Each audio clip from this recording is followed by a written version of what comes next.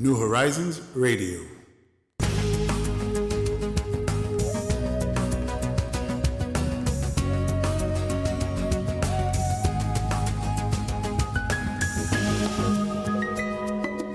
Ser educador va más allá de enseñar una lección.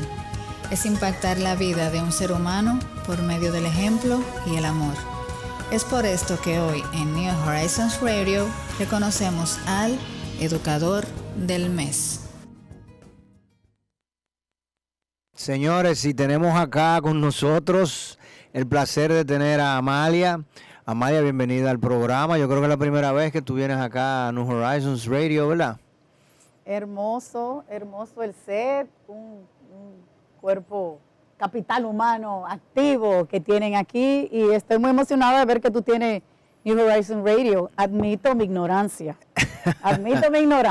pero bueno, pues a partir de ahora esperamos que ahora te suscribas a nuestras seré promotora y a la orden cada vez que quieras que venga contigo a compartir cualquier tema de educación. A la verdad que tú eres un pionero,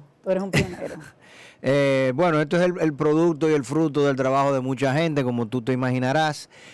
Básicamente la idea es nosotros poder llevarle a la población dominicana todo lo que pasa dentro de las aulas escolares, que debe de servir como ejemplo, debe de seguir como guía, debe de servir como norte, para nosotros poder lograr de una manera propositiva transformar esta sociedad. O sea, la gente no se imagina la cantidad de actividades que día a día nosotros en nuestras aulas tenemos que manejar, que promover, cuánto tenemos que hacer para que esos niños y esas niñas que mañana son jóvenes se conviertan realmente en los entes de transformación de nuestra sociedad y que no sea todo noticia negativa, que no sea todo noticia digamos, coyunturales, electoreras o de ese tipo, independientemente de que eso nos afecta, de que eso nos importa, de que eso es importante, pero no lo es todo.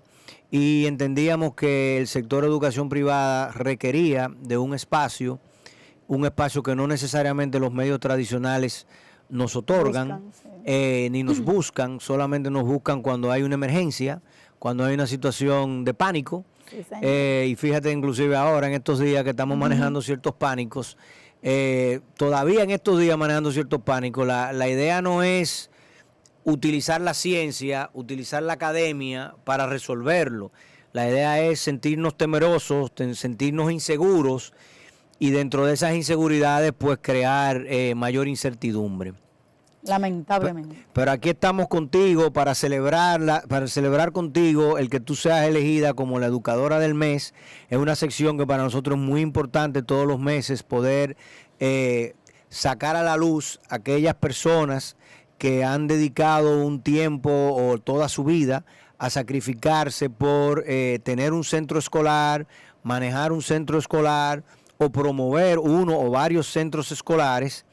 Y queremos, pues, en primer lugar, obviamente, conocer el Colegio Santa Teresita. Yo me imagino que no hay muchos dominicanos que no lo conozcan, pero es posible que algún italiano extranjero que lo tengamos hoy en día en cuarentena, de pronto no conozca al Colegio Santa Teresita y tú no puedas hablar un poco de su historia. Yo creo que el colegio nació, tú eres ya la tercera generación, ¿no? Yo soy la tercera generación. Justamente la semana pasada, el 3 de marzo, cumplimos 89 años de ser fundados. 89 años. El año que viene es nuestro 90 aniversario. Wow. Fue fundado por mi abuela y sus hermanas, Lourdes Mineta e Ita Roques Martínez, unas mujeres vanguardistas de esa época. Mineta Roques fue de la fundadora del Santa Teresita. Hermana de Lourdes Roques. Ellas fundaron el primer colegio mixto, laico y privado del país. En esa época estaban las escuelas públicas y los colegios privados estaban en manos de la iglesia. Entonces ellos fueron un colegio privado, laico y mixto, que es muy importante para aquella época. Se fundó acá en la ciudad de Santo Domingo, Se fundó ¿en el mismo lugar donde se encuentra hoy? No, imagínate, en la ciudad colonial. Era que estaba en la calle José Reyes, creo, tuvo varios lugares dentro de la ciudad colonial y luego salió.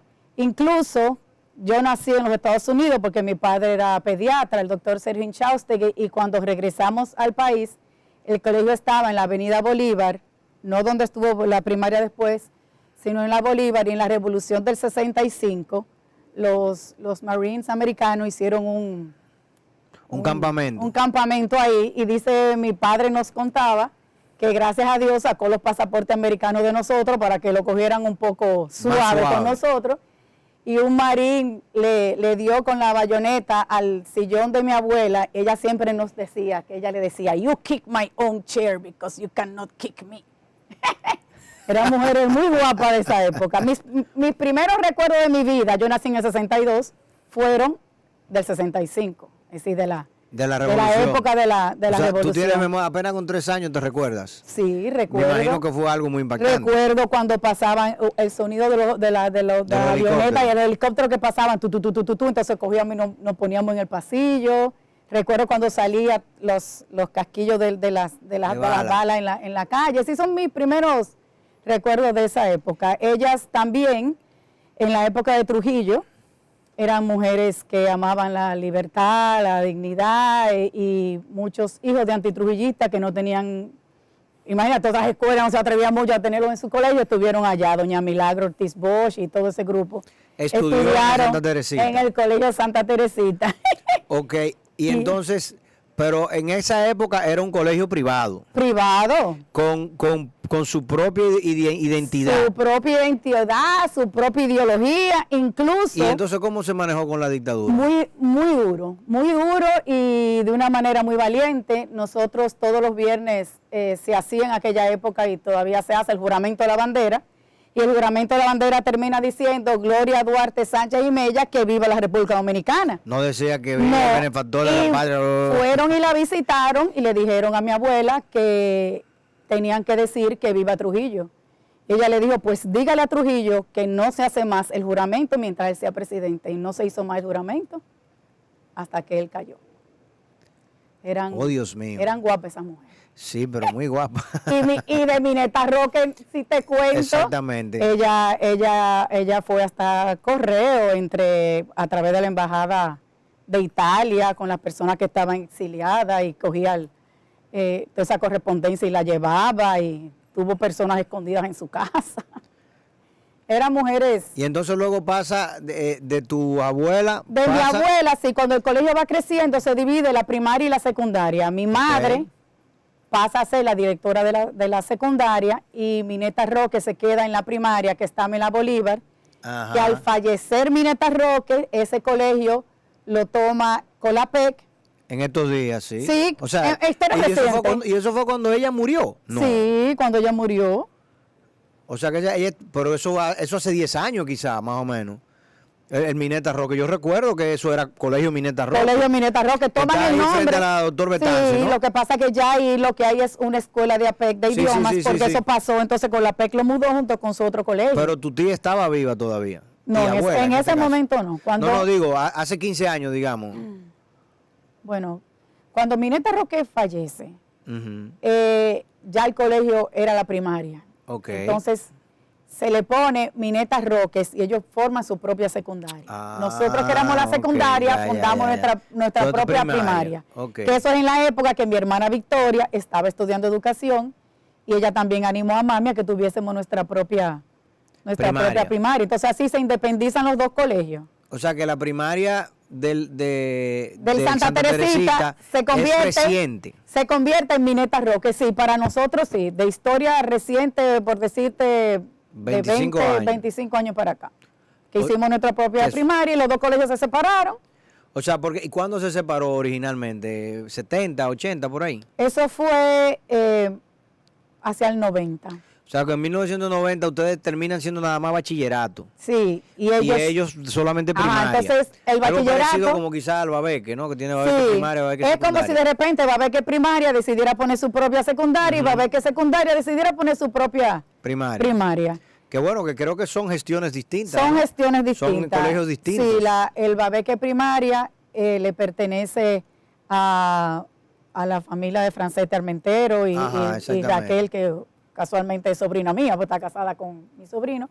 Y el Babeque secundario es una fundación donde los padres son son accionistas o dueños. algo así. Accionistas, dueños. Exactamente. O sea que Entonces, en teoría pudiesen realmente claro, expandirse. pudiese pasar. Ok.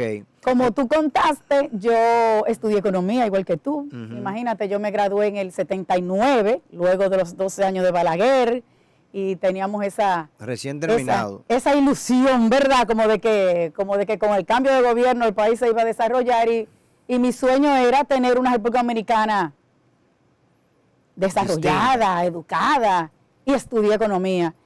En esa época se daba principio de economía en el último año como parte del currículum, que después lo cambiaron por educación comercial y ahora lo unieron a social, a menos que tú tengas una electiva. Y yo me enamoré desde que yo abrí el libro de Lucio Casado de aquellas épocas, Ajá. que decía, economía, la ciencia social que estudia la justa distribución de los bienes escasos en la tierra. Yo dije, wow, qué ciencia más linda. Y estudié economía en la UNFU, del 79 al 84, como ciencia me encanta y todavía me fascina. Caí en el gancho de que por la mañana iba al colegio de mami y por la tarde iba a la universidad, aunque el padre Munguía decía que si tú estudiabas economía no podías trabajar. Yo no estaba de acuerdo, yo estudié, me fue muy bien y me enamoré de mi colegio. Me enamoré del colegio hasta el punto de que luego me fui 2 años fuera porque me casé, mi esposo hizo una maestría fuera. Cuando vine con un hijo de 3 años y uno de 1 mes, yo dije, no, pero me voy al colegio de mami a trabajar medio tiempo. Y ahí seguía mi corazón creciendo. Hasta que fue pasando el tiempo, fueron creciendo mis responsabilidades, hasta el punto que ya tengo 21 años siendo directora. Y ya después de vieja, entonces logré hacer un doctorado en la Universidad de Murcia a través de un programa de la Pucamaima muy bueno. Y eso me obligó a seguir estudiando. Yo amo estudiar. Mi marido se vive quejando, pero de verdad, yo siempre te he escuchado con sí, eso. es verdad. Él al principio no estaba muy convencido de Las que yo quejas fuera. de tu esposo con Sí, el colegio son, sí, son famosas son ya. antológicas. Pero ya con el tiempo, ya, como dice en inglés, he gave up. Yeah. Ya él ha descubierto que de verdad esa es mi vocación. Que los que tienen la pasión por el aula, esa es la pasión. Mira, eso es una pasión muy grande. Incluso él se ha convertido, como quien dice, en el benefactor de Santa Teresita. Así que él pasó de quejarse a ser un gran colaborador silencioso del colegio. Y mis 3 hijos se graduaron ahí. Él y yo nos enamoramos ahí. Yo digo, mi amor, pero si tú y yo nos enamoramos de Santa Teresita. Ah, él estudió allá también. Oh, él estuvo, ellos son 11 hermanos. 11, wow. Él es el número 11, así que de más Él es el último.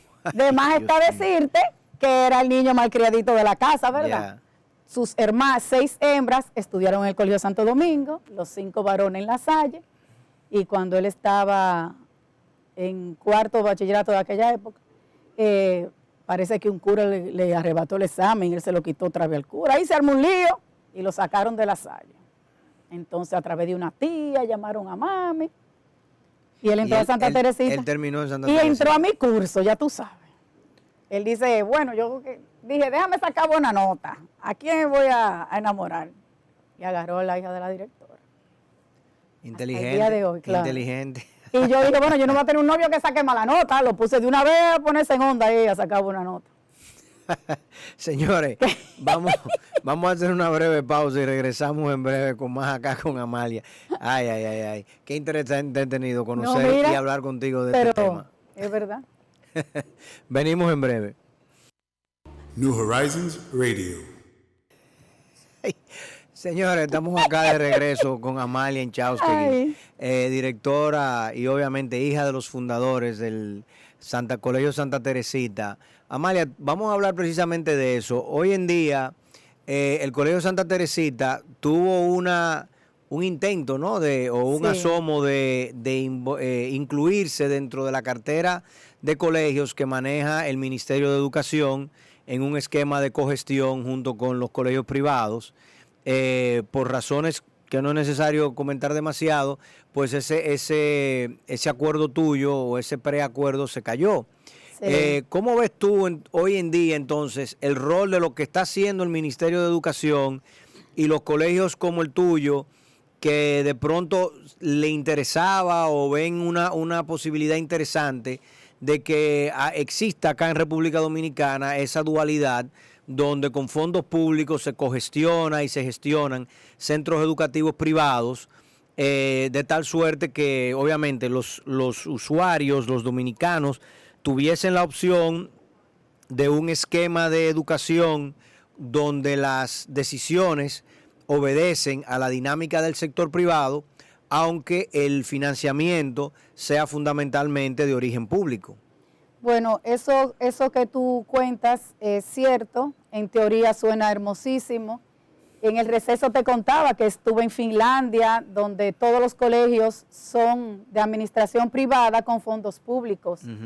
Y yo llegué toda ilusionada. Yo dije, qué hermoso es poder servirle a la sociedad, porque si la clase media, principalmente la clase que aporta con sus impuestos al gobierno, ¿por qué no devolvérselo en educación a través de una cogestión de fondos públicos y administración privada?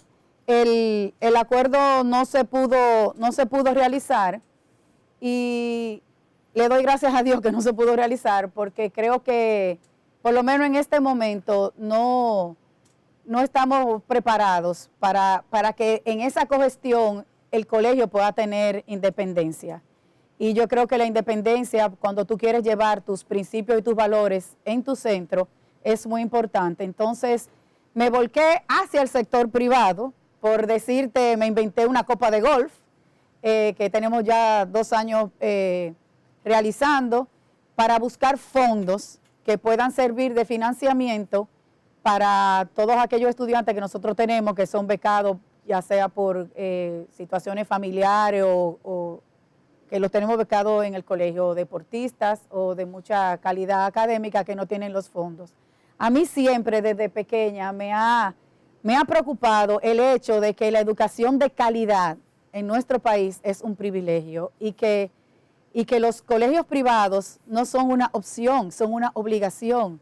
Yo sé que el gobierno ha hecho un gran esfuerzo, que ha construido escuelas, que tiene una tanda extendida, que le ha subido de una manera bellísima el sueldo a los maestros. Sin embargo, todavía, y no lo digo yo, lo dicen las pruebas que se hacen, lo dicen, todavía el resultado del sector privado es superior al del sector público. Y eso, que cuando hablamos del sector privado, estamos hablando de todos los colegios privados, cuando sabemos bien que el sector privado también es muy variado, y en el sector privado hay un grupo de colegios que no tienen nada que envidiarle a ningún colegio de calidad a nivel internacional, pero también hay colegios privados que hacen de tripas corazón, que en sus barrios donde están brindan el servicio de la educación con medios quizás tan precarios que muchas o algunas de las... Con extremas limitaciones. Con extremas limitaciones, es decir que... Yo creo que todos tenemos extremas limitaciones, independientemente del renglón o el sector en el que estemos, pero ciertamente, tal y como tú dices, hay colegios y hay colegios. Al igual como pasaría con el sector público, hay escuelas públicas muy buenas que atienden a un grupo poblacional y que tienen un liderazgo interno que las hace ser mucho mejores que otras, pero la inmensa mayoría tienen grandes rezagos, grandes limitaciones, y eso hace que su trabajo pues languidezca frente a lo que hace el sector privado. El modelo del charter school, como el modelo de los vouchers, hace ya más de 20 años que yo vengo escribiendo y comentando sobre esto, es sin lugar a duda uno de los esquemas que debemos de aspirar. Ojalá tener algún día un liderazgo a nivel del sector público que entienda que pueda empujar este tipo de esquema de una manera más eficiente y más vigente, porque ciertamente, tal y como tú dices, un modelo de charter school donde el Estado pone los fondos, pero es una entidad privada, una empresa privada, Totalmente. la que lo gestiona, Sí. implica que tú tienes que permitir que sea el mercado y las decisiones bajo la dinámica del mercado la que gestione dicho centro. Tú no puedes empezar con presiones políticas, con presiones coyunturales, con esquemas de rigideces del sector público a querer intervenir en eso. Imagínate una escuela que sea charter school, pero que tú digas, no, los profesores tienen que ser del sindicato. Entonces, ya ahí de plano no hay una gestión privada dentro de ese centro escolar. Esas son de las grandes limitaciones que hacen que ese tipo de modelo no crezca. Claro. Incluso en el discurso de Donald Trump que dio en la Cámara, él dijo que ninguna familia podía estar limitada a enviar su hijo o su hija a un colegio mediocre porque el gobierno lo obligue, por decir así. Es decir, si tú vives en esta región, te toca esta escuela pública. Entonces, cuando esa escuela pública sabe que esos niños tienen que venir obligatoriamente, tienen que tener mucha vocación para no dar lo mejor de sí. ¿Tú entiendes? Hay una ley ahora que no sé si ya salió o va a salir, que es la ley de alianzas público-privadas, que aunque no es para educación, yo la quiero examinar a ver si a través de esa ley pudiéramos entrar a los charter schools. ¿Ya es un proyecto de ley o ya es una ley? No, yo sé que cuando la estaban sacando yo estaba pendiente, ahora no sé si ya salió. No, yo creo que no ha sido promulgada. Ah, bueno, porque necesitamos alianzas público-privadas. Claro. ¿Tú entiendes? Pero con libertad. Ese es el nuevo con paso. Con libertad. Ese es uno de los próximos pasos.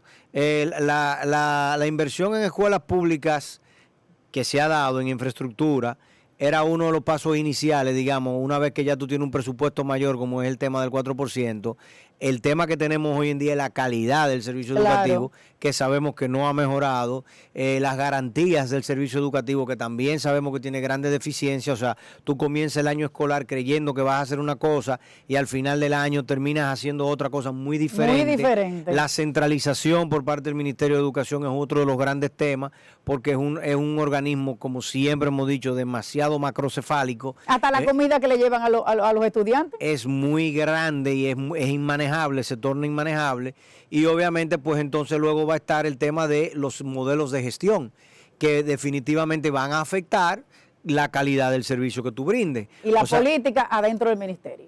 No, ya esa es una variable que no es coyuntural y que es difícil de solapar y de resolver. Pero efectivamente es una de ellas. En el caso particular del Colegio Santa Teresita, ¿cómo ves tú? O sea, ustedes van a seguir obviamente como colegio privado. Claro. Actualmente participan mucho en actividades deportivas, esa parte yo la sé.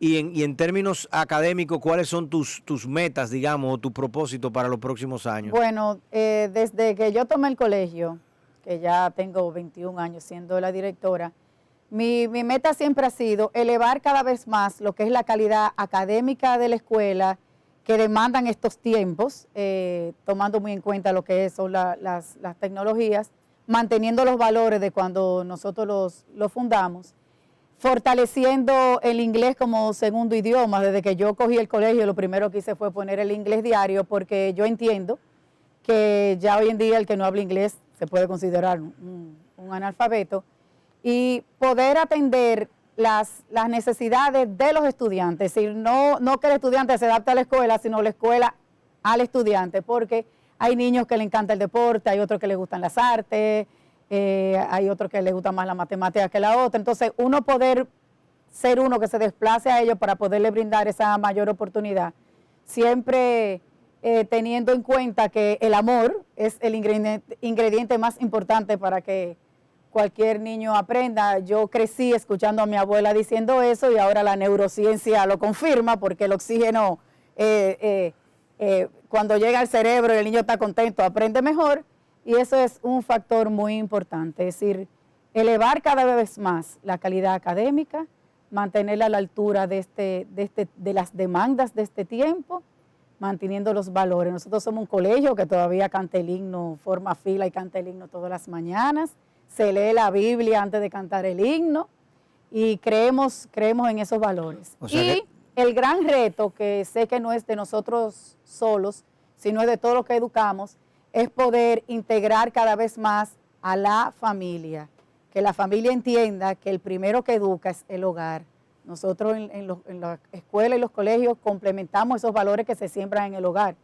Pero cuando papá y mamá están tan ocupados que no se ocupan de que sus hijos den ni los buenos días, se nos pone más difícil la labor a nosotros. Bueno, Amalia, nosotros siempre en esta sección del Educador del Mes tenemos un pequeño presente para... ¿Perdón? ¿Cuál es el bumper, mi amor? Me encanta. Sí, está en vivo, está en vivo. La productora mía, ¿sabe? Yo tengo aquí a alguien que cariñosamente le decimos Judas, que siempre me ayuda en este tema, sí. Nosotros tenemos nuestro educador del mes y tenemos en esta pequeña sección, pues le dejamos un pequeño presentico para que lo pongas encima de tu escritorio y siempre nos recuerdes Sí, y señor. obviamente para que también de una forma crítica y abierta, pues siempre puedas colaborar con nosotros. Mándame contenido, que necesitamos Sí, siempre señor. mucho contenido. Mira, me declaro con la...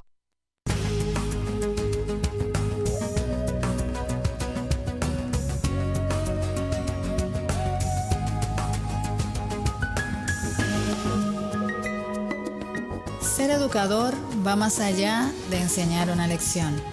Es impactar la vida de un ser humano por medio del ejemplo y el amor.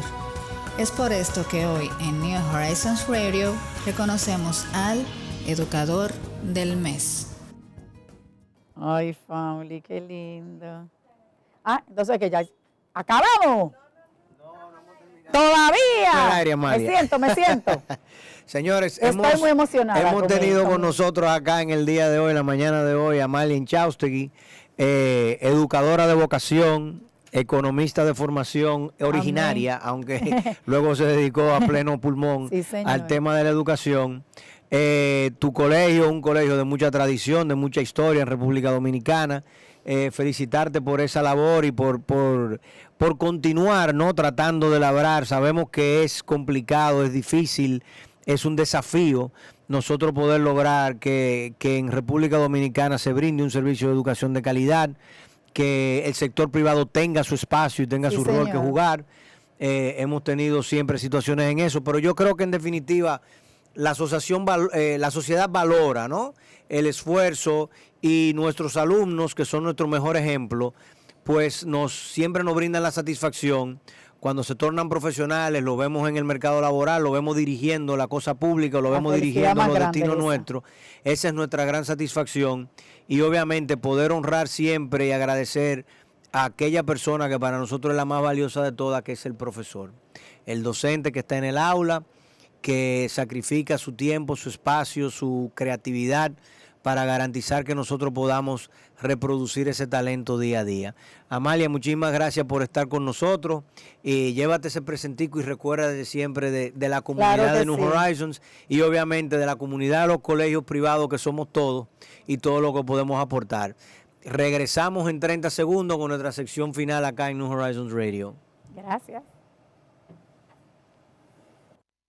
New Horizons Radio.